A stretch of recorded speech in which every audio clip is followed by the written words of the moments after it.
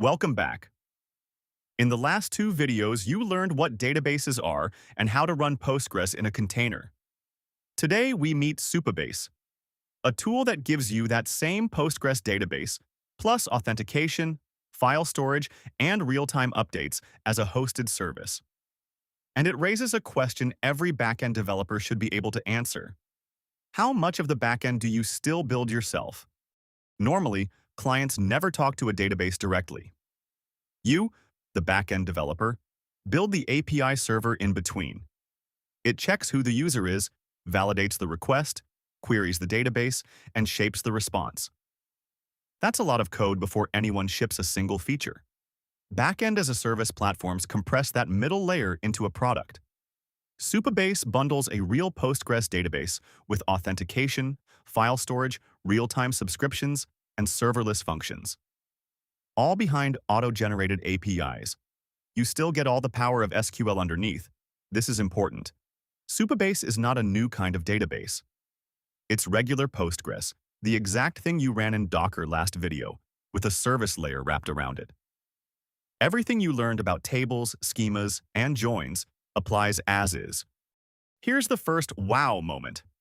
The instant you create a table in Supabase, it exposes a REST API for it.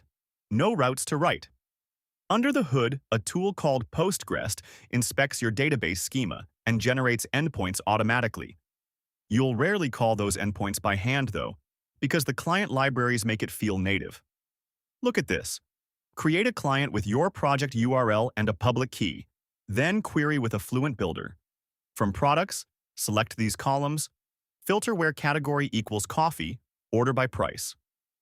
This reads like the SQL you learned in video 1, expressed as chained methods. For a backend developer, here's the real pitch. The CRUD layer you'd normally write by hand. Routes, controllers, validation, serialization is generated from the schema. Your time goes into the logic that's actually unique to the product. Now the question that should be bothering you. If my browser code talks straight to the database with a key anyone can see in DevTools, what stops a stranger from reading every row? This is the most important concept in this whole video. Row-level security. RLS is a Postgres feature, not a Supabase invention, that attaches access rules to tables inside the database itself. Once enabled, every single query is filtered through your policies, no matter where it comes from. Read this policy.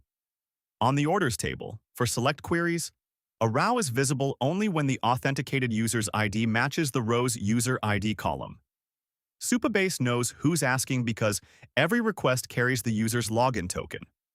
So two users can run the exact same query and get completely different rows. Each sees only their own orders. The security moved from your API code into the database, and the rule you must tattoo on your brain. With Supabase, a table without an RLS policy is a table exposed to the world. Enabling RLS is step 1, always. So where do logged-in users come from? Supabase Auth. It handles the flows you dread building yourself. Email and password, passwordless magic links, and OAuth sign-in with Google, GitHub, Apple, and friends, each one a couple of lines of client code, and none of the token issuing, password hashing, or session plumbing lands on your plate. When someone signs in, Supabase issues a JWT, a signed token proving who they are. The client library stores it and attaches it to every request automatically. And this is the beautiful loop. That token is exactly what RLS policies read through Auth UID. Auth and database security click together with no glue code from you. Two more pieces round out the platform.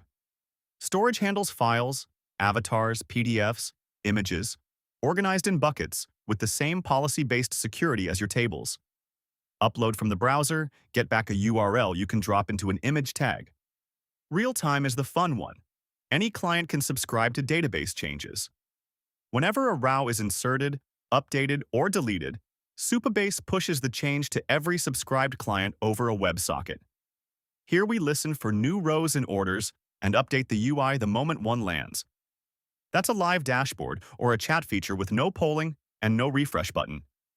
Keep this scene in mind. It's a preview of the push versus poll idea we'll formalize in the webhooks video. So when do you reach for it? Supabase shines when your app is mostly data in, data out, dashboards, CRUD apps, prototypes that need auth and a database yesterday. Small teams ship in days what used to take weeks. Be honest about the edges, though. When your product accumulates heavy custom business logic, multi-step workflows, payment orchestration, background jobs, you'll feel the ceiling. Supabase offers edge functions, small serverless functions, for custom server-side code, and they cover a lot. But at some point, many teams add a dedicated backend service alongside Supabase, and that's fine.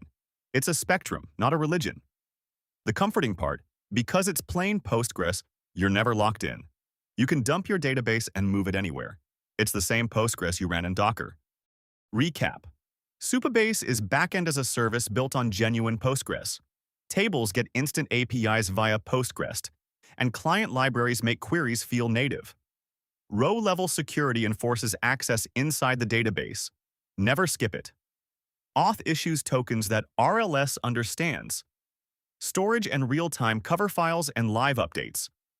Great for data-driven apps. Complement it with your own services when logic gets heavy. Next up, caching.